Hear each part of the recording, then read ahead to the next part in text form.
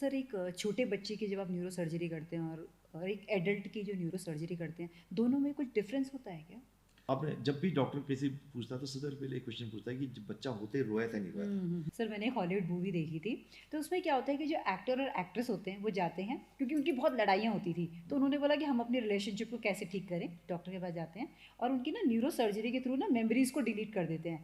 तो क्या ये वास्तविकता में पॉसिबल है इस तरीके से? आपने किसी के पिन चुबाई, हाँ, सिग्नल ब्रेन में जा रहा है और ब्रेन से यहाँ कह रहा है हाथ पैर हाँ डाले, बेटा। पैर डाले कि ब्रेन के दो हिस्से होते हैं बिल्कुल बराबर है, राइट एंड लेफ्ट। लेकिन नेचर क्या करता है कि जो हमारा लेफ्ट साइड ऑफ ब्रेन है वो हमारी राइट साइड को कंट्रोल करता है, ओके, अच्छा। और जो लेफ्ट साइड का राइट साइड का ब्रेन और लेफ्ट को कंट्रोल करता है। This is cross connection. ये देखा गया कि जो लोग बहुत ज़्यादा मोबाइल यूज़ कर रहे हैं उनकी जो ब्रेन का जो हमारा हाइपोथैलेमस है वो श्रिंक कर रहा है, क्योंकि आपको पक्की पका इन्फॉर्मेशन मिल रही है। पहले हमें इन्फॉर्मेशन लेनी किताबों के पन्ने पलटने पड़ते थे, अब दोनों तरफ होता है। लेकिन स्पीच है वो सिर्फ ब्रेन के एक ही पार्ट में होती है। बोलने का सेंटर सिर्फ लेफ्ट, 99% लोगों में जो राइट हैंड उनके लेफ्ट साइड में होता है। ब्रेन के बाहर की अगर हम स्कल निकाल दें, उसके आगे कवरिंग निकाल दें, वहाँ पे इसमें चाकू भी मार दें, किसी को पेन नहीं होगा। अगर आप हेलमेट पहन ले तो आप 80% प्रिवेंटेबल डेथ्स होते हैं। हमें याद है कि एक बच्चा करीबन 10-11 साल, 11-12 साल का बच्चा, उसको लेके आया तो छत से गिर गया था। कई बार हमें एक दिन के बच्चे की भी सर्जरी करनी पड़ती, जस्ट पैदा होके आया और उसको आपने ऑपरेशन करना उसका। आपने जब भी डॉक्टर किसी पूछता है तो सबसे पहले एक क्वेश्चन पूछता है कि जब बच्चा होते रोया था नहीं रोया था। रोने का मतलब है कि इस बच्चे ने पहली सांस ली है। अच्छा। अगर मेरे पास ऑटिज्म बच्चा आएगा तो उसको दवाई नहीं लिखूंगा, मैं कहूँगा भी देखो तुम्हारे को psychologist, neuro psychologist, clinical psychologist, occupational therapist की जरूरत है। जो यंगर जनरेशन है मैं उनको कहूँगा कि आपका आज जो सोशल मीडिया उसमें अगर आप जितना भी कम यूज़ करें, क्योंकि ये आपके दिमाग को डम बना रहा है। ये देखा गया कि जो लोग बहुत ज़्यादा मोबाइल यूज़ कर रहे हैं उनकी जो ब्रेन का जो हमारा हाइपोथैलेमस है वो श्रिंक कर रहा है, क्योंकि आपको पक्की पका इन्फॉर्मेशन मिल रही है। पहले हमें इन्फॉर्मेशन लेनी किताबों के पन्ने पलटने पड़ते थे, आपको एक जो देखिए सिंपल चीज़ जो बहुत ईजिली मिल जाती है, बहुत ईजिली चली भी जाती है।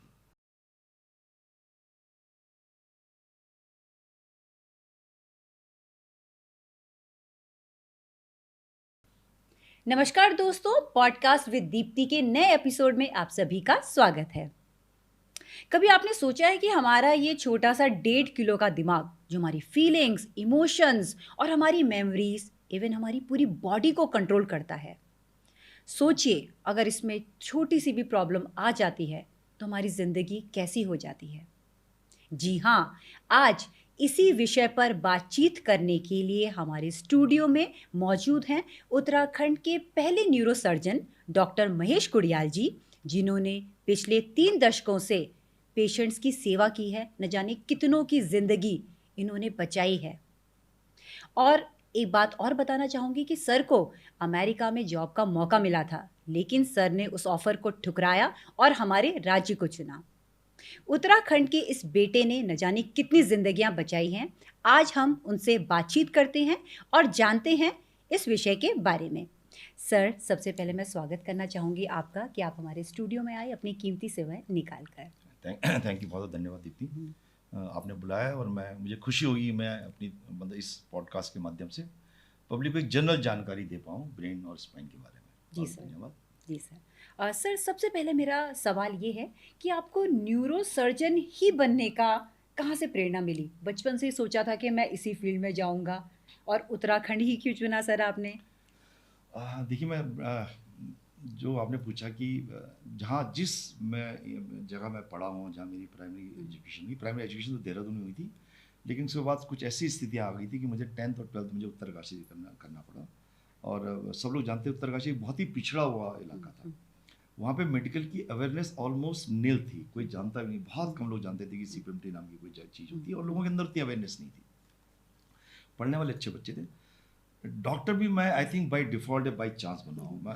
होता था क्या था कि हम लोगों को वहाँ पे अगर आप पढ़ने में थोड़ा ठीक है और आपकी फिजिक्स अच्छी है, और चूँकि मैं उत्तरकाशी से बाहर निकलना चाह रहा था और मैं फिजिक्स में बहुत अच्छा था, और ये देखा गया था जो मेरे उस समय के लोग होंगे कि अगर आपने सीपीएमटी में निकलना है तो आपकी फिजिक्स बहुत अच्छी होनी चाहिए थी। तो 12th में मेरी फिजिक्स में डिस्टिंक्शन थी, और चूँकि मैं बाहर निकलना चाह रहा था तो मैंने सीपीएमटी दिया, और सीपीएमटी से मेरा सिलेक्शन फिर लखनऊ में हो गया। तो डॉक्टर भी मैं एक इच्छा थी कि मैं उत्तरकाशी से बाहर निकलना था। हाँ, लेकिन 12th में यूपी बोर्ड में फर्स्ट क्लास थी, फिजिक्स अच्छी थी, उस वजह से सिलेक्शन हो गया। तो जब आप मेडिकल कॉलेज में पहुंचते हो तो फिर आप वहाँ देखते हो भाई कि आप कुछ लोगों से इंस्पिरेशन लेते हो। तो जब हम मेडिकल कॉलेज में पहुंचे वहाँ पे, तो वहाँ पे जो लोग इस समय कुछ डॉक्टर शायद इनको देख रहे होंगे, जो डॉक्टर जिन्होंने 70s में या 90s में उन्होंने पढ़ाई करी हुई, तो वहाँ पे एक बहुत फेमस न्यूरो सर्जन हुआ करते थे, डॉक्टर छाबड़ा। उनको देख के हमारे जितने भी बच्चे थे वो बहुत इन्फ्लुएंस रहते थे और लगता था यार काश कभी इनकी तरह ज़िंदगी में बना जाए। फिर आप MBBS करते हो, अगर आप ठीक ठाक पढ़ने में, फिर आपको आगे पोस्ट ग्रेजुएशन करनी पड़ती है जो कि MS जनरल सर्जरी है, MS ऑर्थोपेडिक्स होती है। अगर आपको आगे न्यूरो सर्जरी करनी है तो मैंने MS जनरल सर्जरी लखनऊ से की, और उस समय न्यूरो सर्जरी करने का संभावना पूरे देश में कुल मिला के, मैं बात कर रहा हूँ 1990s की, उस समय पूरे देश में कुल मिला के 20 या 22 लोग होते थे जो कि न्यूरो सर्जरी कर पाते थे पूरे देश में। लक ने साथ दिया और थोड़ा ऐसी अपॉर्चुनिटी मिली, और फिर मैंने एग्ज़ाम दिया, जब हमारा एंट्रेंस एग्जाम होता है, और उसमें फिर मेरा SGPJ में सिलेक्शन हुआ। तो मैं ये नहीं कह सकता हूँ कि वह मेरी, क्योंकि एक उत्तरकाशी, आप आज के दिन में आप देख लीजिए, जो बच्चा पहाड़ में है आज उसके पास इंटरनेट है, इन्फॉर्मेशन है, उसके लिए अवेयरनेस है। हमारे ज़माने में कोई इन्फॉर्मेशन नहीं, हमें ये भी नहीं पता था कि कहाँ कहाँ आप एंट्रेंस एग्जाम दे सकते हो। 12th में चूँकि आपके अच्छे थे, आप फर्स्ट क्लास थे, आपकी फिजिक्स अच्छी थी, तो आपका CPMT में सिलेक्शन हो गया। और प्रेरणा फिर वहाँ पे वो न्यूरो सर्जरी, क्योंकि उनकी सब इज्जत करते थे, बहुत ज़्यादा इज्जत डॉक्टर छाबड़ा की हमारे किंग जॉर्ज मेडिकल कॉलेज में होती थी, और उनको लोग हर कोई समझता था कि काश उनकी तरह हो पाए। तो कुछ भगवान ने साथ दिया, कुछ लक ने साथ दिया, कुछ पढ़ाई इस टाइप से करी, और फिर मैं मुझे ये सौभाग्य प्राप्त हुआ कि मैं उत्तराखंड का पहले न्यूरो सर्जन बन सका। तो सर सेल्फ स्टडी या कोई कोचिंग सेंटर्स आई थिंक उस समय नहीं होते थे, कोई कोचिंग सेंटर नहीं होते थे, क्योंकि आपको MBBS करने क्योंकि आप पहाड़ में रहते हो, उस समय कोई ज़्यादा बात होता नहीं। लेकिन ये जरूर था कि अगर आप फिजिक्स में आपके अच्छे मार्क्स अगर आ जाएँ तो आपका सिलेक्शन 90% CPMT में हो जाता। जी जी जी जी। सर जब भी हम न्यूरो सर्जरी सुनते हैं तो एकदम कांप से जाते हैं, ये होता क्या है? तो आप सिंपल टर्म्स में हमारे दर्शकों को बता सकते हैं कि न्यूरो सर्जरी क्या होती है, और ये जो ब्रेन और स्पाइन के कुछ ऐसे कॉन्सेप्ट जो हमारे दर्शकों को जानना बहुत ज़रूरी है, तो हम चाहते हैं कि थोड़ा सा आप आसान से शब्दों में उनको बताएं जो समझ में आ जाए उनको। मैं पहले ही बता दूं कि जो न्यूरो सर्जरी जनरल पब्लिक के लिए नहीं, एक डॉक्टर के लिए बहुत मुश्किल होता था। जब हम लोग पढ़ते हैं, हमारी जो MBBS की पढ़ाई होती थी, उसमें एक सब्जेक्ट मैं आपको बता दूं, जैसे कि पेट है आपका, छाती का है, आँख है, नाक है, गायनी है, हड्डी है, जनरल सर्जरी, उसके बारे में किसी भी लड़के को कोई प्रॉब्लम नहीं होती थी। जहाँ न्यूरोलॉजी की परीक्षा आती थी सबके काँप जाते थे कि सबसे डिफिकल्ट माना जाता था न्यूरोलॉजी, क्योंकि उसमें बहुत इंट्रिकेटेड मामले होते हैं बहुत। तो न्यूरोलॉजी और neuro surgery as such even medical field में बहुत डिफिकल्ट समझी जाती थी। अगर मतलब समझ लीजिए, जैसे आप एक जनरल अगर आप देखें कि लोग कहते हैं आर्ट्स से करते हैं, कुछ लोग कॉमर्स से करते हैं, कुछ लोग साइंस से करते हैं, और साइंस वालों को भी आपने देखा सबसे मुश्किल होती है फिजिक्स। बिल्कुल, फिजिक्स से सब डरते थे। वही हमारे मेडिकल कॉलेज में हाल होता है कि सबसे ज़्यादा आप न्यूरोलॉजी न्यूरो सर्जरी डर लगता था समझने में और उसको करने में, तो उस टाइप से डेफिनेटली डिफिकल्ट समझा जाता था। और जब आप न्यूरो सर्जरी कर लेते हो तो इससे आसान कुछ नहीं लगता, क्योंकि एक वो आदमी जिसने फिजिक्स में और मैथ्स में महारत हासिल कर ली है, उसके लिए सबसे इजी वही सब्जेक्ट होता है। तो हमें एज ए न्यूरो सर्जन, हमने जब भी उसको करा, न्यूरोलॉजी पढ़ी, न्यूरो सर्जरी पढ़ी, तो हमें लगा यार इससे ज़्यादा मैथमेटिकल साइंस और कुछ नहीं है हमारी फील्ड में। अब अगर जनरल पब्लिक को मैं कहूँ कि भाई आप क्या ब्रेन होता है, क्या स्पाइन, तो हम एक सेंट्रल नर्वस सिस्टम कहते हैं और एक पेरिफेरल नर्वस सिस्टम कहते हैं। सेंट्रल नर्वस सिस्टम के दो पार्ट होते हैं, ब्रेन और एक हमारी स्पाइनल कॉर्ड, उसको हम कहते हैं सेंट्रल नर्वस सिस्टम। और जो उससे तारे निकल के हमारे लिम्स में जा रही हैं, पैर में जा रही हैं, उनको हम कहते हैं पेरिफेरल नर्व सिस्टम। वो पेरिफेरल नर्व्स होती हैं और एक सेंट्रल नर्व सिस्टम है जिसमें कि बीच में ब्रेन ऊपर है और नीचे उसका स्पाइन। अगर मैं आपको थोड़ा दिखा दूं तो ये जैसे आप अगर देखें तो ये ब्रेन है, ये आपका ब्रेन है और इसके नीचे स्पाइन है। तो ये सेंट्रल नर्व सिस्टम होगा ब्रेन, और इनसे जो नर्व्स निकल रही हैं इनको हम कहते हैं पेरिफेरल नर्वस सिस्टम। अच्छा, ये आपका पेरिफेरल नर्वस सिस्टम हो गया। जो नर्व्स जो आपका जो मेन, जैसे आप समझ लीजिए कि जो बिजली का पोल है वो तो सेंट्रल सिस्टम, वहां से जो वायर निकली वो पेरिफेरल नर्वस सिस्टम, जो हाथों में जा रही है, हर जगह जा रही है। अब अगर हम जाएं कि जो मेन, जो सबसे इंपॉर्टेंट जो पार्ट होता है ब्रेन।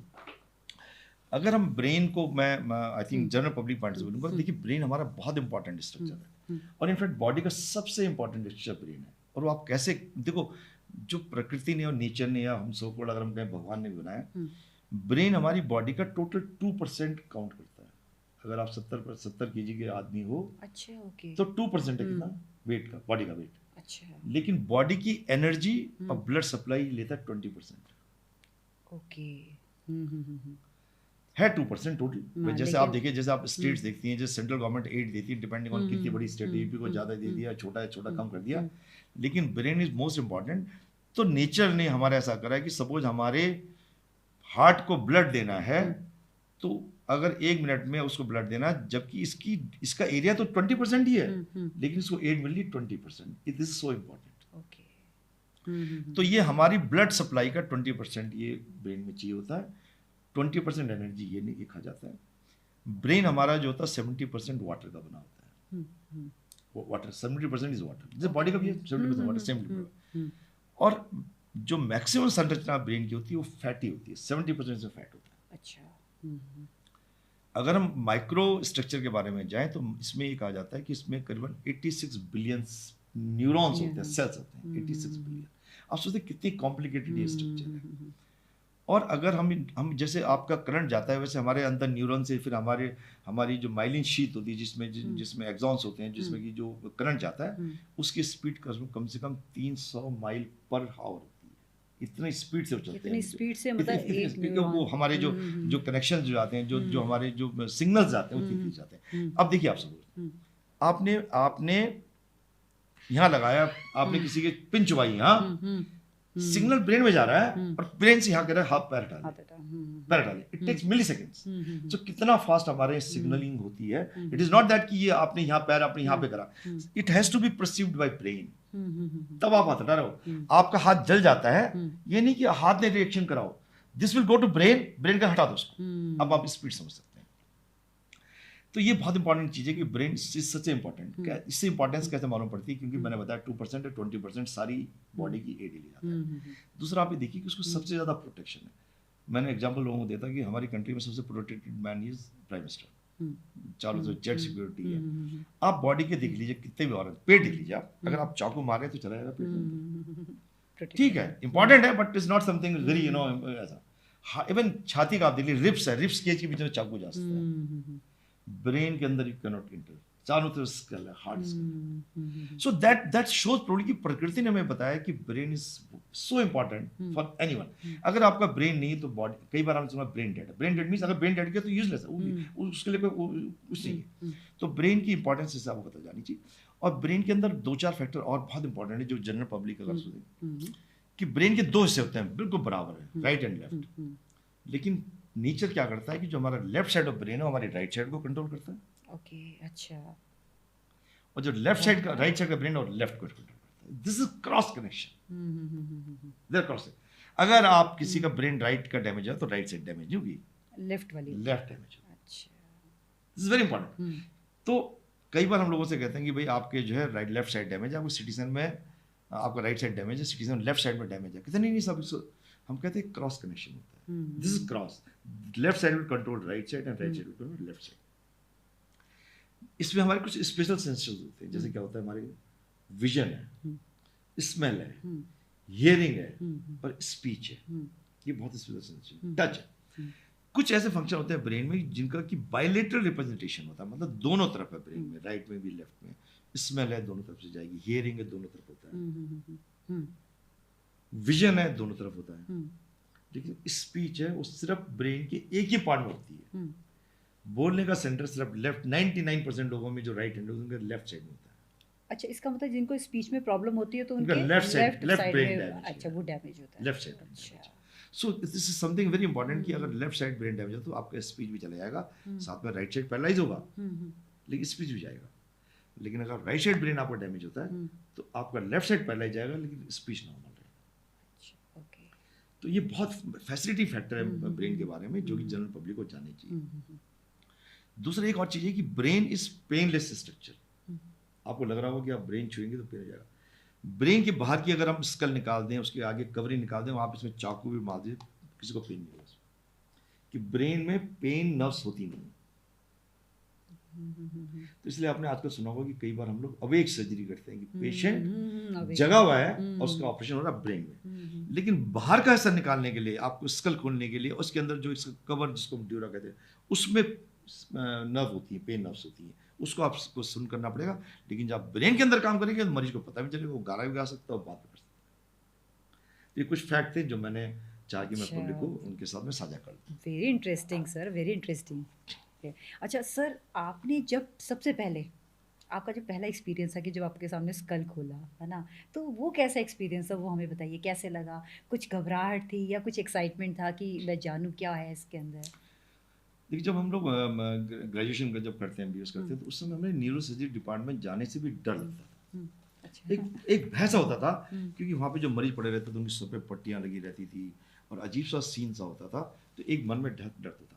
लेकिन चूंकि आप हुँ, एमबीबीएस जब शुरू करते हो तो आप हुँ, कैडेवरिक डिसेक्शन करते हो, हुँ, आप वहाँ पे स्कल देखते हो, हुँ, ब्रेन रहता है, तो थोड़ा बहुत ये रहता है कि भी चलो हुँ, ठीक है। हुँ, लेकिन जब पहली बार जब आप न्यूरो सर्जरी देखते हो तो डेफिनेटली आपको लगता है यार क्या होगा, क्योंकि इतनी brain is the most vascular area. अगर आपने कभी सुना होगा किसी का स्कैल्प में अगर चोट लग जाए तो इतना ब्लीड करता हुँ, है, हुँ, सब मैंने हुँ, बताया 20% हुँ, वेस्कुलरिटी में हुँ, जा रही है। हुँ, हुँ, तो पहली बार जब हमने ब्रेन सर्जरी देखी तो डेफिनेटली हमारे बहुत ही अजीब वो सेंसेशन था, हुँ, और यूजुअली बहुत पास से जाके अब जब हम एमबीबीएस में कर रहे थे, लेकिन जब पहली बार मैंने जब मैं न्यूरो सर्जरी रेजिडेंसी में या डिपार्टमेंट जब हम गए, अब पहली बार जब हमने असिस्ट कराया तो उस समय यूजुअली क्या होता है कि आपका एक सीनियर आपके साथ में होता है, वो आपको दिखाते हैं कैसे करना, and then I think gradually वो आपकी आदत पड़ जाती है। हुँ, हुँ, बट जो पहला एक्सपीरियंस हो डेफिनेटली वो डिफरेंट होता है कि ब्रेन आप जिंदा ब्रेन आप सामने देख लो, कभी आप हुँ, जिंदा ब्रेन देख नहीं हुँ, पाते हुँ, हो। हुँ, हुँ, तो इट वाज डिफरेंट, एंड एक चीज़ ऐसी मैं कई बार अपने जो जितने भी डॉक्टर्स बनने थे उनको कहते हैं एक बार आपको न्यूरो सर्जरी जरूर देखनी चाहिए, चाहे आप न्यूरो सर्जन बनो ना बनो, एक बार आप ब्रेन आके देखिए कैसे स्कल हम खोलते हैं, हुँ, कैसे अंदर जाते हैं, कैसे हम उसमें ऑपरेट करते हैं, एंड इट इज समथिंग मतलब I think every at least doctors must see, hmm, जितने भी डॉक्टर्स बने, हुँ, कई हुँ, आपने देखिए आप जो न्यूरो सर्जन हुँ, नहीं है हुँ। उनको 90% पता भी नहीं ब्रेन खोलते कैसे। तो कैसे खोलते हैं वैसे ब्रेन का? मैं उसमें ब्रेन में हम लोगों से मैं हुँ, माइक्रो ड्रिल्स होती हैं, हुँ, हम उसमें बरहोल करते हैं, हुँ, छेद होते हैं, वो ड्रिल्स होती हैं, मतलब अच्छा। वेरी एक्सटेंसिव, 2-3 छेद करें, एंड देन वी कनेक्ट, एक आरी होती है उससे कनेक्ट कर लेते हैं, बट वो अंडरलाइन ब्रेन को डैमेज नहीं करता। हुँ, हुँ, हुँ, सो हुँ, प्रिसाइज वो मशीन बहुत महंगी होती है, hmm, and then we take that skull out, hmm. और अगर मैं चाहेंगी तो मैं अगर आप पॉडकास्ट में शेयर करेंगे, छोटी सी 30 सेकंड की मैं आपको बिल्कुल, मैं बिल्कुल आपको सर, रील शेयर शेयर करिए, कर दूंगा, बिल्कुल। जिसमें कि आपको हुँ, देखेंगे कि हुँ। कैसे हम वो कर रहे हैं और कैसे हम इसको सर जानना चाहेंगे, बिल्कुल जानना डेफिनेटली चाहेंगे। I can share you, and um, um, क्योंकि हुँ। मैं वो बता नहीं सकता इसको करके, अच्छा। लेकिन अगर आप शेयर कर देंगे हुँ, हुँ, हुँ। तो उसको उसमें स्कल पूरा कि आदमी की खोपड़ी खोली कैसे हाँ, जाती है, वही मेरे भी था कि ये खुलता कैसे है? बिकॉज़ वो मैं आपको शेयर कर दूंगा, कल ही मैंने कल मॉर्निंग में ही करा है, तो अच्छा, मैं कैन शेयर विद दैट, ठीक ठीक है, है। ठीक है। सो वेरी इंटरेस्टिंग है, लेकिन ये जानने के लिए कि आपको खोलना कहाँ पर, that's important. See neuro surgery तभी आप अप्लाई करते हुँ, हैं भाई, आपको जाना कहाँ है, ब्रेन हुँ, आपको हुँ, आपको ट्यूमर यहाँ पर है, यहाँ हुँ, पर है, हुँ, वही उसी में आपकी आपको भाई दक्षता, इसीलिए आपकी हुँ, ट्रेनिंग होती है कि कहाँ पे आपको जाना है। हुँ, अब सपोज माना मैं इस एरिया में घुस जाऊंगा तो मैं अगले उसका जो राइट साइड का ब्रेन पैरालाइज कर हुँ, दूंगा, हुँ, तो हुँ, मुझे पता होना चाहिए कि कौन सी जगह है हुँ, हुँ, जो सेफ है ब्रेन को अंदर घुसने के लिए, हुँ, फंक्शन को कम से कम डिस्टर्ब करेगी। हुँ, देखो कहने को तो एक्चुअली क्या हो कि हमने ब्रेन की मैपिंग तो कर ली है, हुँ, हुँ, पर अभी भी हम समझते हैं कि हमारे को पूरा ब्रेन के फंक्शन पता नहीं है। हुँ, हुँ, हमें ग्रॉसली पता है, जैसे मैं आप देखूं ब्रेन को तो मुझे जैसे ग्रीन एरिया अगर पब्लिक यहाँ हुँ, लोगों को दिख रहा हुँ, हो, हुँ, हुँ, दिस इज वर विजन, जो ये पीछे वाला एरिया है ओके। ग्रीन वाला हुँ, ये वाला एरिया विजन का, जो हुँ, विजन को हुँ, कंट्रोल करता है। हुँ, हुँ, हुँ, ये जो ब्लूइश एरिया दिख रहा है ये ब्रेन, ये हमारी हियरिंग हुँ, और मेमोरी को, हुँ, अंदर के हिप्पोकैम्पस होता है, मेमोरी को वो करता है। हुँ, हुँ, ये जो हल्का सा ब्लूइश दिख रहा है ये हुँ, सेंसरी पार्ट है ब्रेन का, सेंसरी मतलब सेंसेशन को बॉडी के अंदर ले जाना, लाना, परसीव करना, ये करता है। हुँ, और ये फ्रंटल सबसे इंपॉर्टेंट जो एरिया होता है, फ्रंटल एरिया होता है जो कि हमारी इंटेलिजेंस, थॉट प्रोसेस, हमारे एक्शन को, मोटर फंक्शन, चाहे मेरे आई के मोटर फंक्शन हो, चाहे मेरी जबान के मोटर फंक्शन हो, चाहे मेरे हाथ के हो, ये फ्रंटल एरिया, ये हमारे को ग्रॉसली पता है। अब इनके अंदर भी हम माइन्यूशिया में हमें पता है कि आई मूवमेंट वाले जगह कौन सी होती है, हाथ को चलाने वाला एरिया कौन सा होता है, पैर को चलाने वाला एरिया कौन सा होता है, स्पीच का एरिया कौन सा होता है, वो भी स्पेसिफिक पता है। ये तो लोब्स आपको पता है, ये पीछे जो सेरेबेलम, ये बैलेंसिंग ऑर्गन होता है, हमारी बैलेंस करता है, तो ये हमें, लेकिन फिर भी जब हम कहते हैं इतना बड़ा फ्रंटल लोब है, अगर ये आपका हाथ पैर चलाता है तो बाकी एरिया को हम थोड़ा बहुत हम उसको, पेशेंट के अंदर फंक्शनल प्रॉब्लम नहीं आती, लेकिन ये भी इंपॉर्टेंट होता है, ये एसेसरी एरिया होती है, ये भी कंट्रीब्यूट करते हैं। तो वो बहुत इंपॉर्टेंट है, और इसी के लिए न्यूरोसर्जरी की मतलब जो ट्रेनिंग होती है बहुत difficult, one of the difficult, most difficult training अगर मेडिकल साइंस में आप कहीं भी विदेशों पर पढ़ लीजिए, कि जैसे जब आप पोस्ट ग्रेजुएशन कर लेते हैं, एमएस एमडी कर लेते हैं, उसके बाद जो आपको सुपर स्पेशलाइजेशन में जाना है, तो सबसे डिफिकल्ट ट्रेनिंग किसकी होती है, सबसे डिफिकल्ट ट्रेनिंग न्यूरोसर्जरी। अच्छा, ओके। तो सर देखने में ऐसा ही होता है जैसे बिल्कुल ये दिख रहे हैं ऐसे रिंकल्स जो इस तरीके से लग रहा है, सेम रिंकल्स हैं, सेम ऐसे रिंकल्स होते हैं, ये इनको गायरी कहते हैं, गायरस कहते हैं, इनके अंदर सल्साई होते हैं, और ये इतने फोल्ड हैं, इतने फोल्ड रहते हैं, एंड फिर इनके अंदर फाइबर्स होते हैं। अच्छा। जो कि जैसे बिजली के तार होते हैं मैं, और ये सिग्नल लेके जाते हैं आंखों में, जुबान पे, कान पे, अपने नीचे पूरा स्पाइनल कॉर्ड पे, फिर नीचे स्पाइनल कॉर्ड से कनेक्ट होता है। तो अगर आप ग्रॉसली देखें तो ब्रेन डेफिनेटली ऐसे दिखता है, अच्छा। ब्रेन दिखता है। और इक्वल दो पार्ट होते हैं, राइट एंड लेफ्ट, और बीच में एक कनेक्शन होता है, पुल होता है, कॉर्पस कैलोशियम। भाई देखो ना, जब मैंने कहा था कि इसका ये कंट्रोल कर रहा है राइट साइड को, तो कनेक्शन जाएगा कैसे? तो बीच में एक स्ट्रक्चर होता है जो आप देख रही, ये आपस में कनेक्ट करता है, जिसको हम एक ब्रिज कहते हैं। वो कॉर्पस कैलोशियम होता है, जो कि सिग्नल्स एक तरह एक उससे लेके दूसरे एम्स तक लेके जाता है। अच्छा, ओके। अच्छा सर, आपका वियर्डेस्ट एक्सपीरियंस जानना चाहेंगे कभी न्यूरो सर्जरी के दौरान? कुछ ऐसा हुआ है? देखो वियर्डेस्ट एक्सपीरियंस मतलब ये कहते हैं कि कुछ मतलब कई चीज़ें ऐसी होती हैं कि जो स्टोरी बन जाती हैं, जिनमें मैं कहता हूँ कि कभी हमें लगता है कि भाई जब हम लोग रेजिडेंसी कर रहे थे तो उस समय हमें याद है कि एक बच्चा करीबन 11-12 साल का बच्चा, उसको लेके आया तो छत से गिर गया था। और करीबन शाम के 4 या 3-4 बजे की बात होगी, तो बच्चा बहुत सीरियस था। तो उसके बगल में जब घर वाले थे बड़े परेशान थे, क्या साहब इनके घर में शादी थोड़ी देर देखो एक लड़की भी है, उसके पूरे हाथों में मेहंदी लगी थी, चूड़ी पूरी तैयार थी कि इसकी शादी है, शाम को बारात आनी है, उसका छोटा भाई है। एंड वो इतना सीरियस था कि ही डिड नॉट सर्वाइव। मतलब वो 2-3 घंटे में उस बच्चे की डेथ हो गई थी, ना कुछ सर्जिकल कुछ करना था, कुछ नहीं। तो वो इंसिडेंस कभी हमें नज़र में आता, कभी हमें देखते हैं कि भाई क्या जो है बच्चा देखे घर में, तो हेड इंजरीज हमारे लिए बहुत ही, मैंने ऐसे इंसिडेंट्स देखे हैं लोगों, मतलब छोटे बच्चे होते हैं, आप मतलब देहरादून में तो आप पढ़िए ग्राफिक कई मैंने देखे कि बच्चे बाइक में गए थे, तीनों मर गए। और इनफैक्ट जो वहाँ के आपके जो ग्राफिक जो कैरेवन टाउन के और आपके सुभाष नगर के जो सी होते हैं, मैं उनसे कहता था कि भाई आप लोग क्यों नहीं इनको इंसिस्ट करते कि भाई आप, कहते सर हम उनके माँ बाप से बात करते हैं और ये कहते हैं कि हेलमेट पहनेंगे, मतलब वो बाइक लेने की जरूरत है, अगर बाइक नहीं लेंगे तो हम सुसाइड कर लेंगे, ये कर लेंगे। और आजकल लोगों के एक ही बच्चा हो गया, तो मैंने देखा कि बाइक से जो है ज़्यादा डेथ होनी देन कैंसर और किसी और से, जो रोड ट्रैफिक स्पीड कंट्रोल नहीं कर पाते। तो हमने कई बार देखा कि फैमिली खत्म हो जाती है। और ये तो बहुत आप भी वहाँ पे ग्राफिक में नहीं, जितने भी बाइक एक्सीडेंट थे, और इनफैक्ट अगर आप हेलमेट पहन ले तो आप 80% प्रिवेंटेबल डेथ्स होती हैं। 80% अगर आप प्रिकॉशंस लें, बाइक हेलमेट पहन लें, आप कार चला रहे हैं, आप सीट बेल्ट पहन लें, तो प्रिवेंटेबल है। तो मैं इसका एक और एग्जांपल दूंगा कि यहाँ देहरादून का, कि एक दिन ये जो विकास नगर के जो है विधायक है मुन्ना सिंह चौहान जी, सब लोग जानते हैं, वो मेरे पास एक बहुत सीरियस पेशेंट लेके आया था, बच्चा था, एंड सुबह 10:30-11 के बजे के, तो और वो भी बहुत सीरियस था। तो मैंने चौहान जी बताया सर ये नहीं बच सकता, कुछ भी करें। तो उन्होंने कहा डॉक्टर साहब कुछ भी करो। तो मैंने कहा देखो सर, मैं आप लेके आए हो, ये गैस कर रहा है, नहीं बच पाएगा, हम कुछ भी करने नहीं बच पाएगा।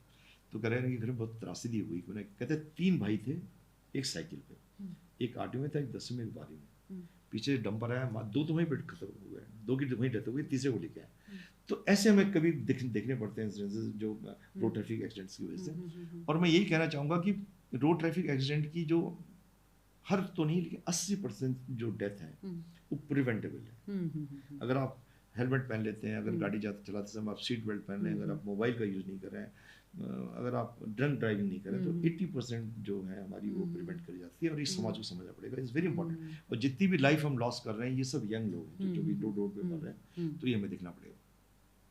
और जो बहुत सारी चीज़ें ऐसी होती हैं कि कई हमारे को, मैंने देखता है कि हम लोग करने वाले हैं एज ए न्यूरो, हमें लगता है हमारे, आपको बताना चाहूँगा कि हमारे ऑपरेशन 7-7 8-8 घंटे तक चलते हैं। 7 घंटे 8-8 घंटे तक हम खड़े होकर ऑपरेशन चलते हैं, क्योंकि इतना डेलिकेट एरिया है कि एक आपका स्टेप इधर से उधर पेशेंट की जान जा सकती है। और इतनी हमें एंग्जाइटी रहती है क्योंकि हमारे हाथ में किसी की जान है, और हमें पता है कई बार हम लोग उसमें हेल्प नहीं कर सकते लोगों की।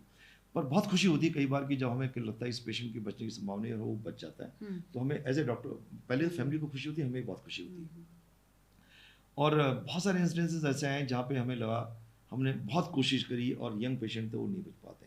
और कई जगह हमने ये देखा है कि, तो मुझे लगा कि कुछ और भी पावर है, आप करने वाले हो, लेकिन कोई और पावर है जो कि थोड़ा आपकी हेल्प करती है। कई ऐसे केसेस हमें देखे जिसमें कि हमें लगा कि नहीं बच पाएंगे, वो पेशेंट अपना सर्वाइव होकर चले जाते हैं। तो डेफिनेट, क्योंकि आपने देखा कि डॉक्टर से ज़्यादा, मतलब हम लोग कहते हैं कि हम लोग भगवान पे विश्वास करते हैं, एक है कोई पावर जिसको हमें माननी पड़ती है। और हर डॉक्टर के दिमाग में होता है कि जब वो ओटी में जाता है तो उसको एक पर्टिकुलर, उसको लग रहा है इस दरवाजे जाना, उसी दरवाजे जाएगा, उसको पता है मुझे ये ड्रेस पहनी तो जैसे पहनी, क्योंकि एक हमारे अंदर भी होता है कि यार हमें ये इस करने से हमारे सब ठीक ठाक चलता है। तो हम मानते हैं कोई थर्ड एक पावर है जो कि हमें हेल्प करती है। बहुत बड़ी रिस्पॉन्सिबिलिटी होती है आपके ऊपर, पेशेंट के लिए उस समय आप ही भगवान होते हैं, है ना? नहीं डेफिनेटली देखिए, अब है भी, देखो ये तो मैंने कई बार देखा, वैसे मैं हमें कई बार लगता है कि जिसको बचना होता है उसका हर चीज़ उस टाइम पे हॉस्पिटल आ जाता है, टाइम पे हर चीज़ होती है। बट फिर भी हमें कई बार तो लगता है कि हाँ यार ये पहुंच गया था और ये बचा हुआ है आज इसी वजह से, ये तो ये हमने कई बार हमने देखा है, और and it helps, there is no doubt इसमें कोई तो। सर एक छोटे बच्चे की जब आप न्यूरो सर्जरी करते हैं और एक एडल्ट की जो न्यूरो सर्जरी करते हैं, दोनों में कुछ डिफरेंस होता है क्या? जी बहुत डिफरेंस होता है। डिफरेंस ये तो होता है from anaesthesia point of view कि जो छोटे बच्चे को बेहोश करना, क्योंकि उसके उसके ऑर्गन्स उतने डेवलप नहीं होते, उनकी उनके लीवर किडनी दवाइयों को मेटाबोलाइज नहीं कर पाते हैं ढंग से। तो आपको छोटे बच्चे की सर्जरी, और आपको मैं एग्जांपल दूं कि कई बार हमें एक दिन के बच्चे की भी सर्जरी करनी पड़ती, जस्ट पैदा होकर आया और उसको आपने ऑपरेशन करना है उसका। जन्म से कुछ ऐसे डिफेक्ट हुए, आपने सुना होगा जैसे सर में पानी बढ़ जाता है, जिसको हाइड्रोसेफेलस कहते हैं, पानी भर गया, पानी सर बढ़ा, बच्चे का पैदा हुआ सर बढ़ा, आपको नली डालनी पड़ती है सर से लेकर पेट तक, वो करने पड़ते हैं। कई बार बच्चों के अंदर स्पाइनल कॉर्ड में डिफेक्ट होते हैं, पीछे मेनिंगोमाइलोसिस होते हैं, तो वो उनको उनमें से सीएसएफ लीक कर रहा था। तो बहुत ज़्यादा कई बार ऐसा होता है कि बच्चे की, आपके एक दिन के बच्चे की भी आपको ऑपरेशन करने पड़ रहे हैं। वो हमारे टेक्निकली डेफिनेटली मुश्किल, क्योंकि बच्चे को उसको रिवाइव करना और एनेस्थीसिया देना उस बच्चे को उस चीज़ को सस्टेन करना थोड़ा मुश्किल होता है as compare to adult. Sir tissues भी तो काफी वैसे बहुत डेलिकेट बहुत होता है, डेलिकेट बहुत होते डेलिकेट हैं। टिश्यूज होते हैं। आपको टिश्यू में आपको जैसे नॉर्मली जो आपको उसमें स्टिचेस करने हो, आपको बहुत फाइन स्टिचेस यूज करने पड़ते हैं। तो डेफिनेटली छोटे बच्चे के अंदर भले वो सर्जरी बहुत ज़्यादा कोई डिमांडिंग नहीं होती हमारे लिए, सर्जरी में भी इजी, लेकिन बच्चा इतना डेलिकेट है कि उसको एनेस्थीसिया झेलना, और उस पॉइंट ऑफ व्यू से हम ज़्यादा चिंतित रहते हैं कि सर्जिकली तो हमें टेक्निकली बहुत ज़्यादा मुश्किल नहीं होनी चाहिए उन बच्चों के अंदर, लेकिन एनेस्थीसिया पॉइंट ऑफ व्यू से डेफिनेटली बहुत बहुत चैलेंजेस होते हैं। ओके, तो सबसे छोटा यानी कि जो एक दिन का बच्चा है वो आपने किया हुआ है न्यूरो कई surgery? I think her neurosurgeon जो होगा उसने एक दिन के बच्चे को ऑपरेट किया होगा, और वो बहुत बहुत मुश्किल था, चैलेंजिंग है, बहुत बहुत चैलेंजिंग है, बिल्कुल सर बिल्कुल। अच्छा सर, मेरा एक सवाल ये है कि जो न्यूरॉन्स डैमेज हो जाते हैं तो क्या उनका रीजनरेशन पॉसिबल है?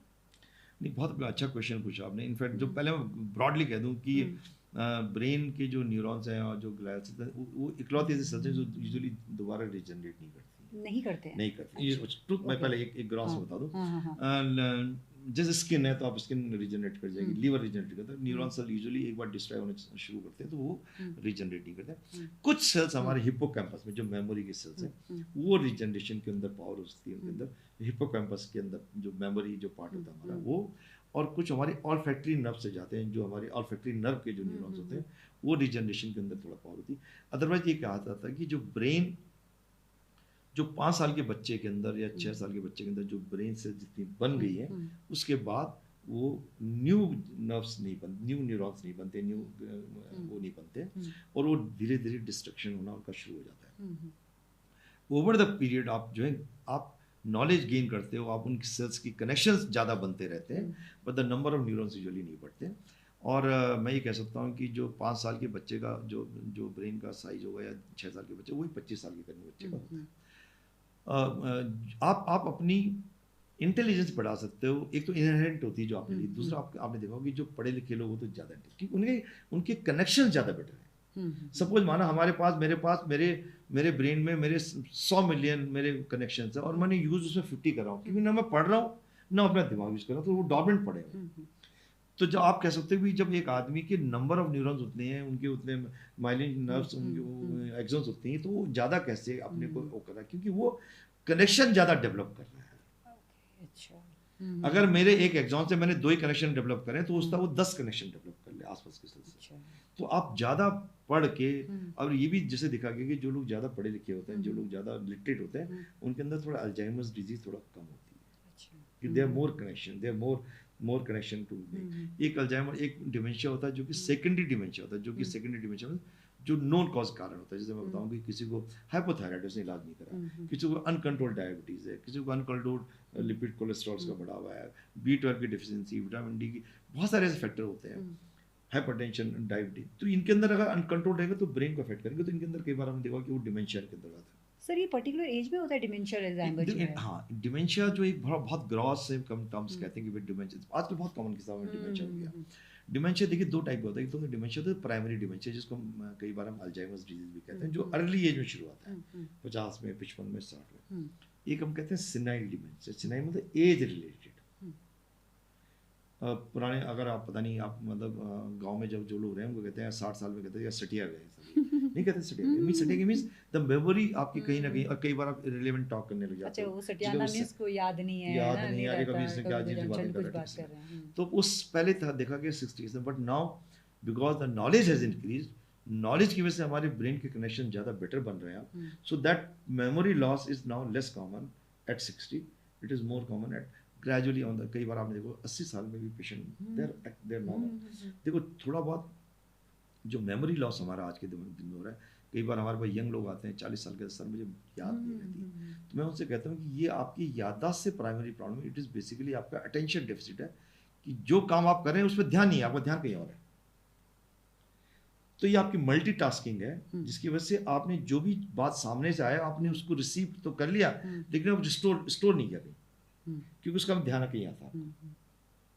तो जब मल्टीटास्किंग होती है तो जितनी भी इनपुट हमारे ब्रेन में आ रही है, हमारा ब्रेन उसको उनको उतना ज़्यादा वो क्या करते हैं कि वो रिसीव तो कर लेता है, स्टोर नहीं करेगा उसको। तो आपको कई बार आपने फील करा होगा, क्योंकि आजकल ये जिंदगी इतनी बिजी हो गई कि हम काम करते भूल जाते हैं अभी किसका फोन आया था।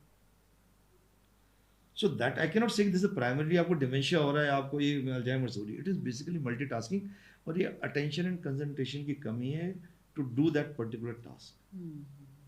तो इन लोगों को दवाई की जरूरत नहीं होती, उनको इनको कंसंट्रेशन बढ़ाने की जरूरत होती है। तो आपने जो पूछा था डिमेंशिया जो है वो किसी भी एज में, जो अल्जाइमर्स डिजीज है जिसमें कि प्राइमरी कुछ और पैथोलॉजी होती है, वो प्रोटीन्स डिपॉजिट हो जाती है माइलिन शीट हमारी उस पर, तो कनेक्शन नहीं जा पाते हैं, हमारे सिग्नल आगे एक न्यूरॉन से दूसरे, जैसे बिजली के सर्किट है, सेम सेम वही।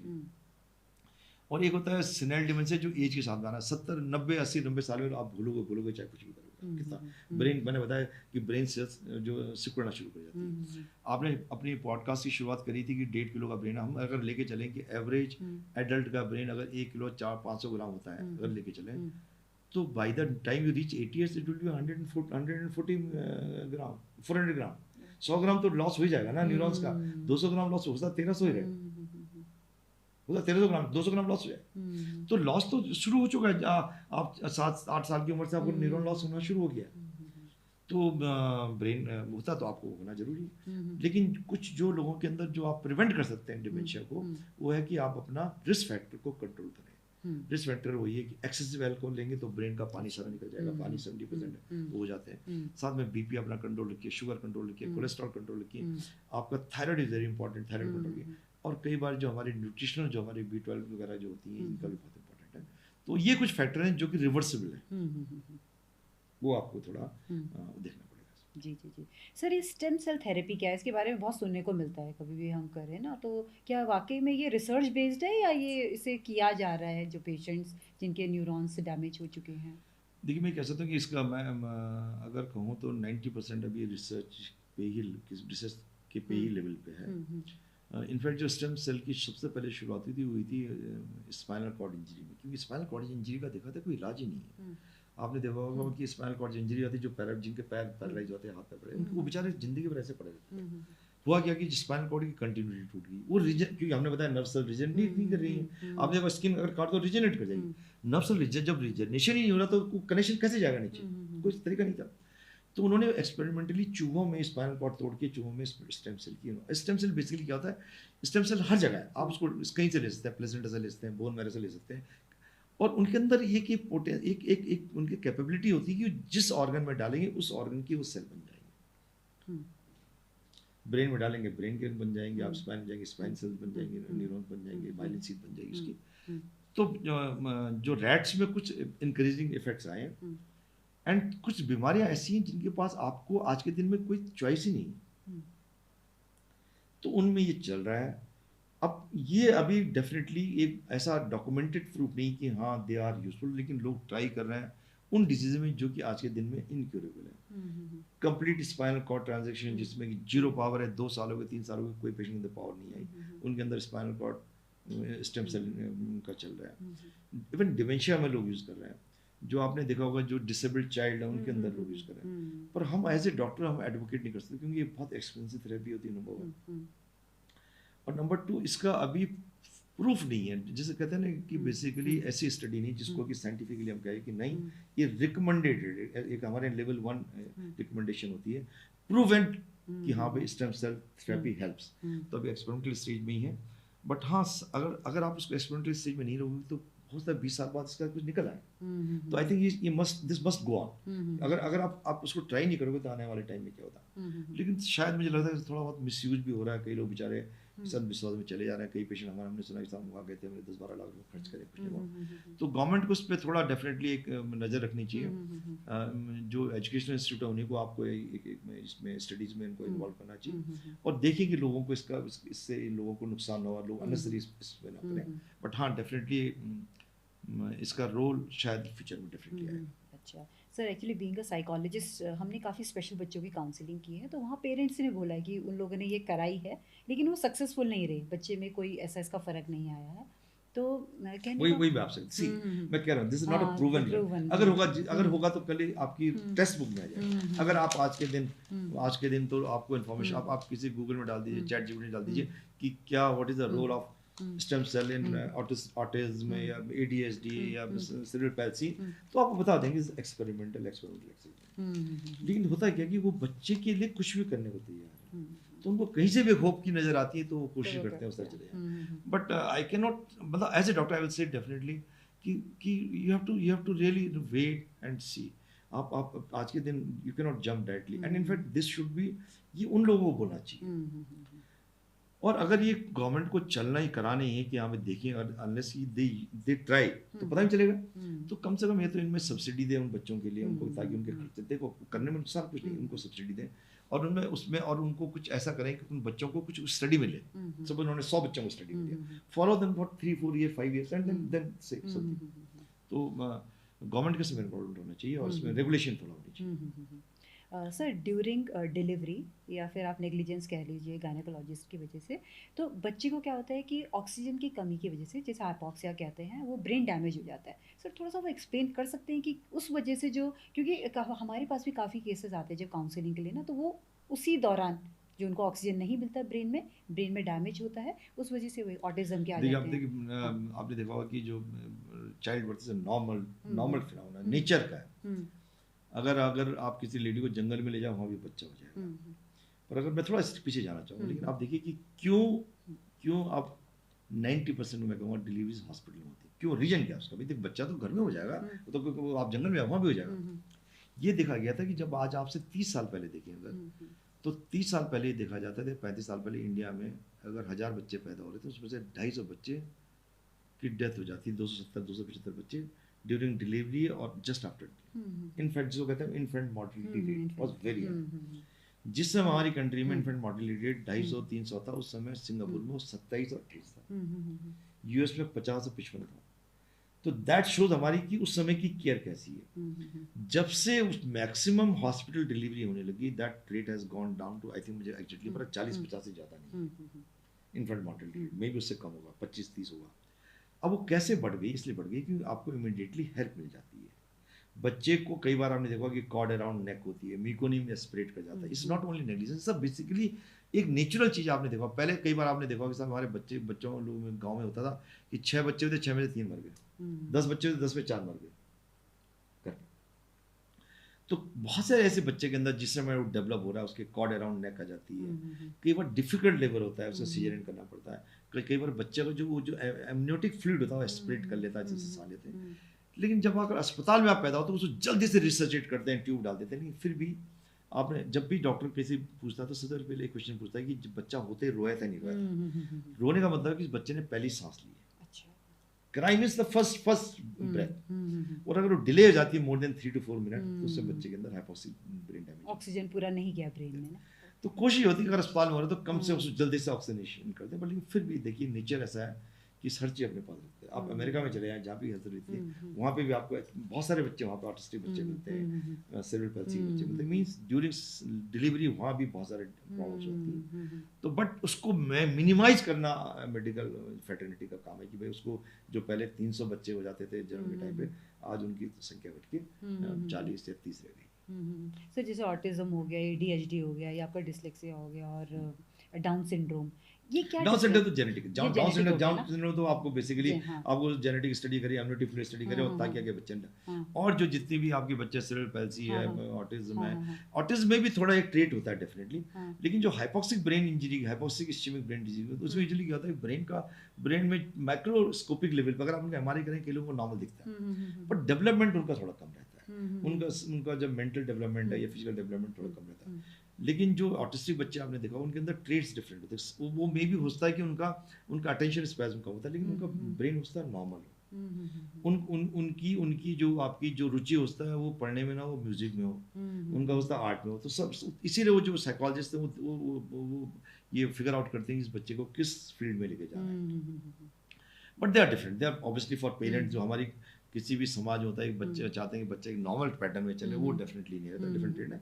एंड वो उसका जैसे मेडिकल वो इम्प्रूव करती जाएगी, साइंस इम्प्रूव करती जाएगी, तो आई थिंक ऐसे नंबर धीरे धीरे कम होते रहेंगे। सर जैसे हमारी रिसर्च टीम जब रिसर्च कर रही थी ना, तो बहुत सारे ऑटिस्टिक पीपल हैं, जैसे एल्बर्ट आइंस्टाइन, ये भी आपके होते हैं ना, Anthony Hopkins, Charles Darwin, Emily Dickinson हो गया, है ना, आइजैक न्यूटन, बिल गेट्स, और आपके इलॉन मस्क, सतोशी ताजिरी। कई बार कहते हैं दे आर एक्सेप्शनल्स, नो, हाँ, तो दे आर ये exceptional brain, they are exceptional. उनका एक्चुअली क्या होता है कि उनके कनेक्शन जो उनके जो सिनेप्सेस हैं तो कुछ उल्टे जुड़ जाते हैं। मतलब ये ऑटिज्म है इनको, हाँ, तो वो ये कैसे एक्सेल कर रहे हैं अपनी फील्ड में? वही कह रहा हूँ, उनका कहते हैं उनके सिनेप्सेस बहुत ज्यादा होते हैं।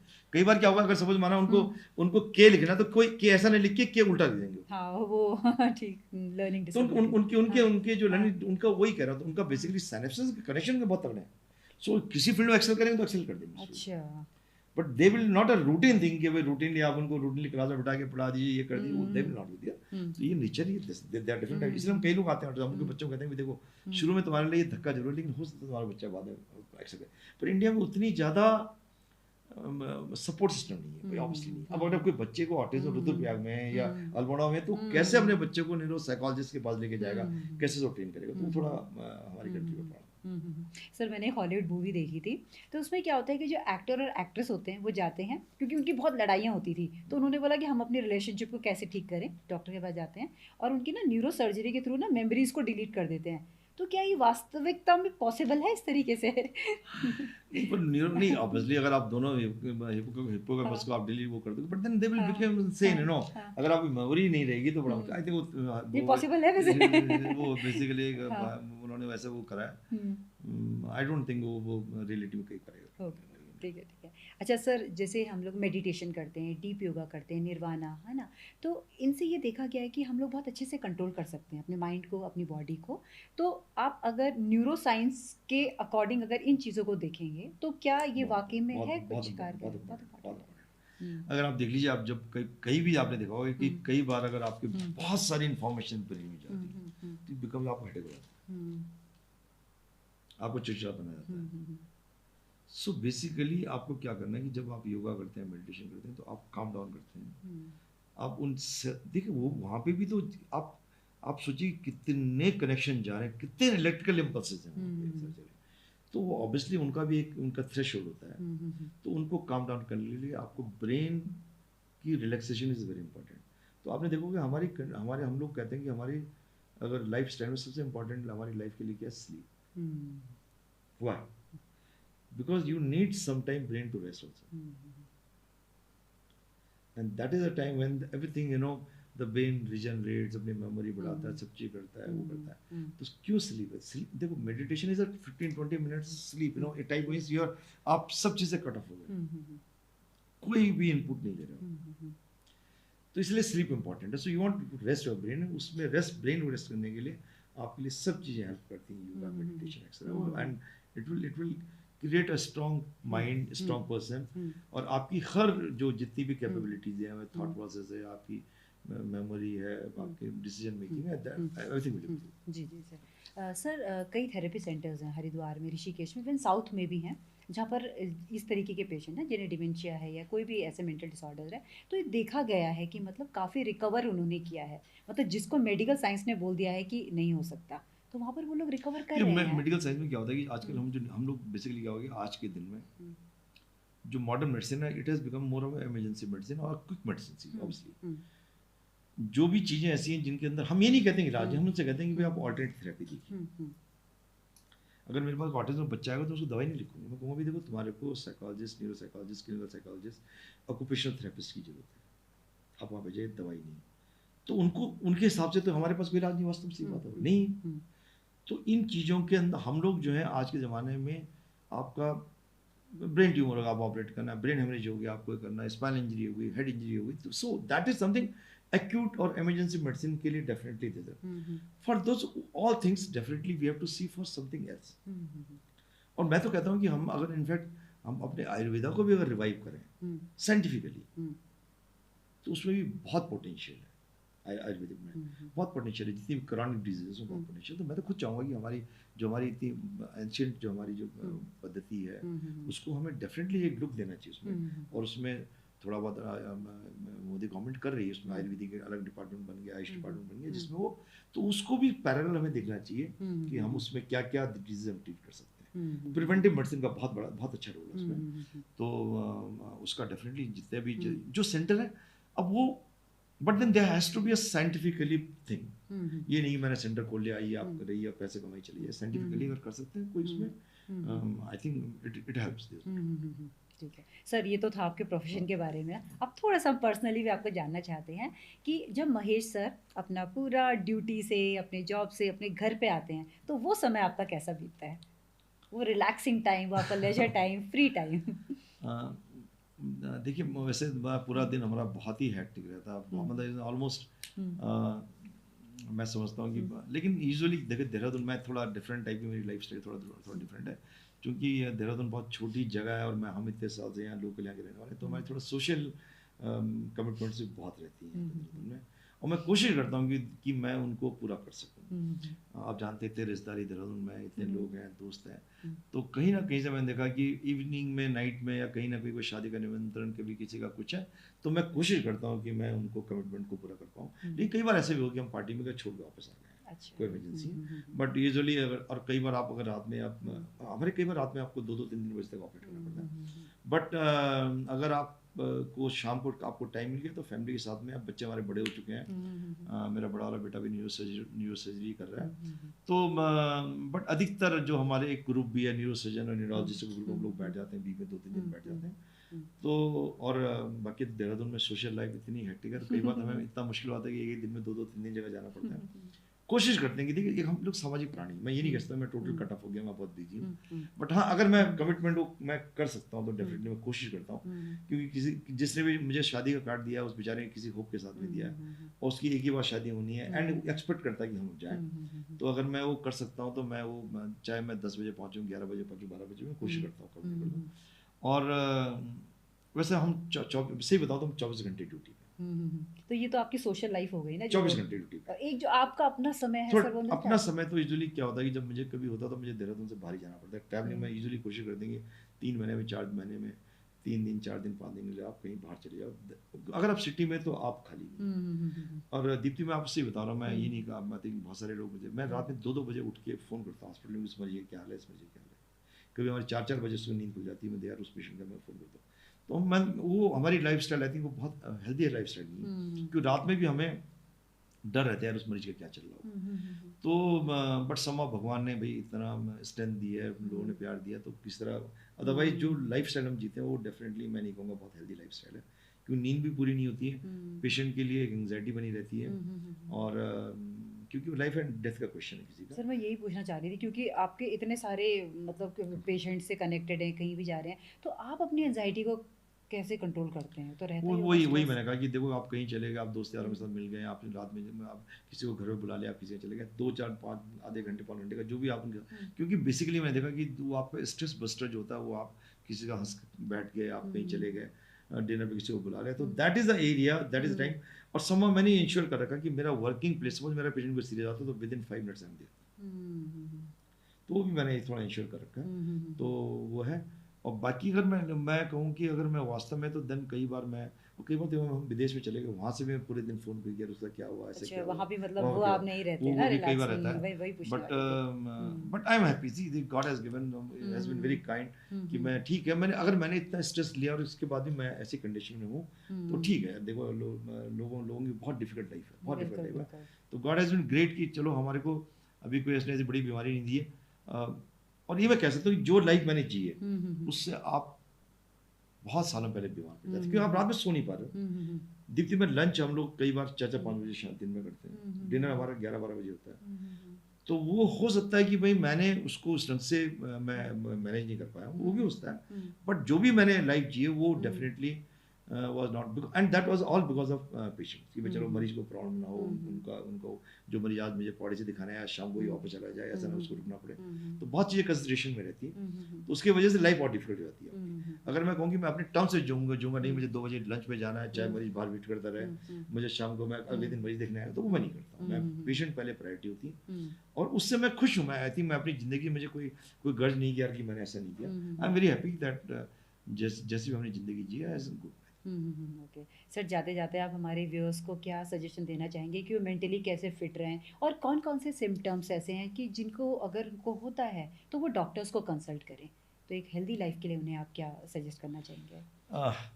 देखिए, हेल्दी लाइफ के लिए मैं ये कहूँगा कि एक तो जो भी आपका, अगर आप 40 साल के ऊपर हैं, अगर एडल्ट हैं, तो जो मेन रिस्क फैक्टर किसी भी बीमारी के लिए हो, चाहे वो बीमारी ब्रेन की है, चाहे वो हार्ट की है, चाहे वो किडनी की है, चाहे आपको ब्लड प्रेशर, डायबिटीज़, शुगर अपनी, कोलेस्ट्रॉल, ये थायराइड, ये चीज़ें आपको रेगुलरली चेक करानी चाहिए।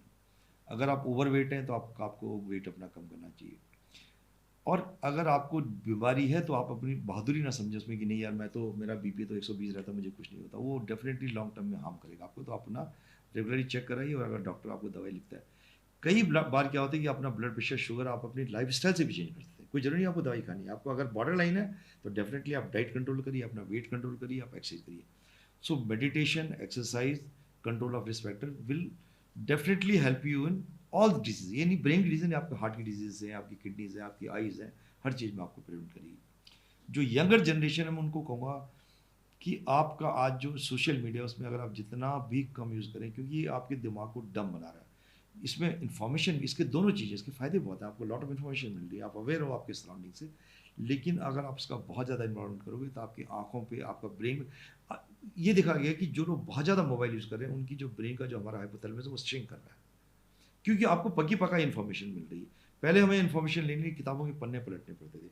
आपको एक जो देखिए सिंपल चीज़ जो बहुत ईजिली मिल जाती है, बहुत ईजिली चली भी जाती है, तो ऐसे सिंपल है। तो जो इन्फॉर्मेशन आपने गूगल से लिया, किसी लिए, वो इन्फॉर्मेशन बहुत देर तक आप रहने वाली है, चली जाएगी।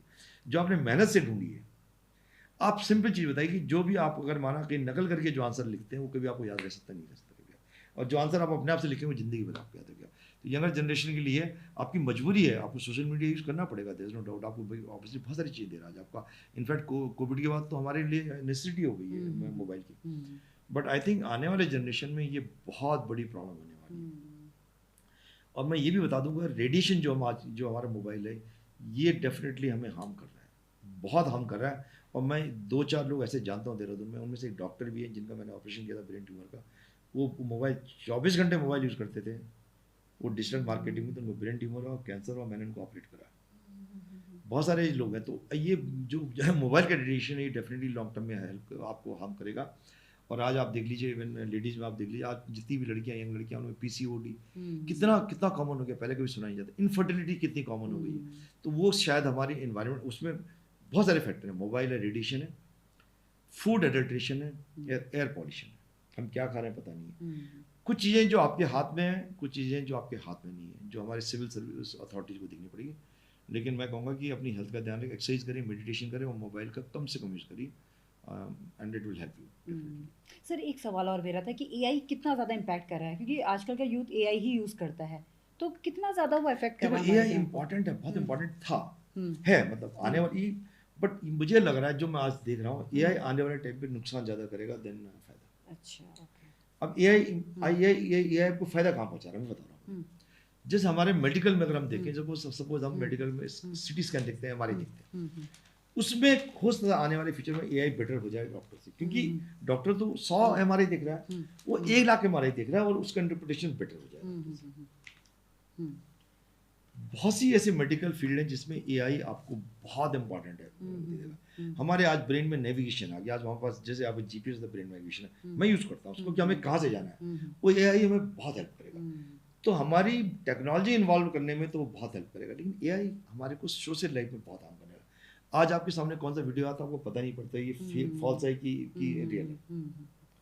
तो ये बहुत सी चीज़ें हैं कि जो साइंटिफिक डेवलपमेंट में AI will help see in collecting data, obviously for research purpose this is a boon. लेकिन इसका मिसयूज जो होगा ना, इवन जितने भी बड़े हुए, चाहे वो बिल गेट्स हैं, चाहे वो सब ने ये प्रिडिक्ट करा है कि AI is going to harm more than daily health in the near future. So let us see. पर आने वाली चीज़ है, आज से 20 साल पहले हम कभी सोच सकते थे या 50 साल पहले कभी सोच सकते थे कि हम किसी वीडियो बात कर पाएंगे अमेरिका में, या हम हर जगह फ़ोन लेके घूमेंगे। सो हर चीज़ का फ़ायदा भी हमें देखना चाहिए कि जो उसके नुकसान उसको भी हमें देखना पड़ेगा। तो एआई एक्सलेंट चीज़ है साइंटिफिक डेवलपमेंट में, डाटा कलेक्शन में, डाटा एनालाइजिंग में, लेकिन जहाँ आप उसका मिसयूज़ करोगे तो वो लोगों के लिए डेट्रीमेंटल हो सकता है। बिल्कुल बिल्कुल, बहुत अच्छी जानकारी सर। सर मन नहीं कर रहा है बिल्कुल ये पॉडकास्ट नहीं, खत्म बहुत करने सारी का। मैं इनफैक्ट दीप्ति, क्योंकि इनफैक्ट मैं एक्चुअली थोड़ा हम लोग साइकोलॉजी की तरफ चले गए थोड़ा, हाँ, लेकिन मेरा हाँ, दिमाग में बहुत सारा चीज़, मैं भी कोई मौका मिलेगा तो थोड़ा बहुत मैं चाह रहा था कि लोगों को जो ऐसे तो खैर मैं पहले भी कई लोगों में जो जनरल बीमारियां होती है, ब्रेन ट्यूमर, एपिलेप्सी, उसके बारे में कोई मौका लगे तो बात करेंगे आपसे। और मैं चाहता हूँ कि कोई कभी आप लोग ना उस टाइप का भी, अगर कई लोग जो पहले दूरदर्शन वगैरह लाइव शो होते थे जिसमें लोग क्वेश्चन पूछते थे और कुछ लोगों को बिल्कुल आंसर नहीं करेंगे होता सर, था, बिल्कुल उसमें सर। क्या होता है कुछ लोगों में बहुत क्वेरीज होती है, कोई किसी को बेचारे कोई बॉडी में प्रॉब्लम है वो वहाँ से फोन करके पता कर लेता है क्या चाहिए। तो मैं चाहूँगा कभी बीमारियों पे भी करें। बिल्कुल And, नहीं, ये हम व्यूअर्स को बोलेंगे कि उन्हें अगर कोई भी सवाल है तो हाँ, हम आपको नेक्स्ट पॉडकास्ट में इनवाइट करेंगे और सर फिर हम उनके सवालों को लेंगे, बहुत- उनके अकॉर्डिंग करेंगे, है ना सर। बहुत बहुत धन्यवाद, thank you. Thank you so much sir, आप आए हमारे स्टूडियो में और आपने हमें ब्रेन से रिलेटेड, स्पाइनल कॉर्ड से रिलेटेड और नर्वस सिस्टम से रिलेटेड इतने सारे इश्यूज के बारे में मैं कहता बात हूँ की। अगर आपको 5% इन्फॉर्मेशन इसमें मिल जाए अपने लिए, इट बिकम नहीं, देखो नॉलेज इज ऑलवेज इंपॉर्टेंट। मैंने देखा कभी कुछ चीज़ नई चीज़ मिलती ना, अच्छा ऐसा हम भी कभी पढ़े, चाहे मुझे, मैं ज्योग्राफी, मेरे को प्रॉब्लम, अगर मुझे कोई ज्योग्राफी का फैक्ट पता होता है इट हेल्प्स यू। तो मैं लोगों को बताना भूल गया, हमारे ब्रेन का न्यूट्रिशन पता है क्या है? नॉलेज। नॉलेज लेते रहे, है ना। Nutrition is knowledge. एग्जैक्टली, भले वो ग्लूकोज को यूटिलाइज करता है, पर अगर आपको ब्रेन डेवलप करना है तो आपको नॉलेज नॉलेज लेनी पड़ेगी, बहुत सुंदर सर। That's important. तो मैं कहता हूँ कि nutrition of brain is knowledge. Knowledge बिल्कुल, तो वेरी that is इंपॉर्टेंट है। थैंक यू अगर आप एक बच्चे को खबरें बंद कर हाँ, दीजिए हाँ। और एक बच्चे को वहाँ बंद कर दीजिए, बंद जहाँ पे कि हाँ, टीवी बुक्स लगा, वगैरह and होंगे, now see that knowledge है। development बिल्कुल बिल्कुल। because there's no input. Input has to go there hmm, from different areas, and that regenerates the brain. तो बहुत इंपॉर्टेंट चीज़ है। हम्म, तो अगर आप नॉलेज नहीं ले रहे हैं तो नॉलेज किसी भी से, चाहे आप किताबों से लें, चाहे आप अपने बगल वाले से लें, चाहे अपने दोस्त, सो कीप ऑन दैट। आपने दरवाजे खुले रखे अपने कि यार मेरी नॉलेज ना। तो मैं कई बार सोशल मीडिया हमारे को क्या हेल्प कर रहा है, हमें कई बार हिस्ट्री की फैक्ट पता जा रही है, ज्योग्राफी फैक्ट चल रहा है, इवन कुछ मेडिकल फैक्ट बता रहे हैं जो कि अब कई बार मैंने देखा कि मेडिकल फैक्ट है गलत है। अब मैं कैसे रोकूं कि यार ये तो गलत दे रखा है, तो वो हार्म हो गया आपको। लेकिन कई चीज़ें वो ऐसी देते हैं जो कि मेरा भी नॉलेज बढ़ा रही है। इवन दो है डॉक्टर, वो कई चीज़ें दे रही हैं जो कि मुझे है बहुत इंपॉर्टेंट चीज़ बताई। तो वो थोड़ा फिल्टर्ड होना चाहिए, बट वो बहुत इंपॉर्टेंट है। और आपने खुद रियलाइज करा होगा कि जब आपको कोई नई इन्फॉर्मेशन आती है तो आपके अंदर ही नहीं उड़ जाती है।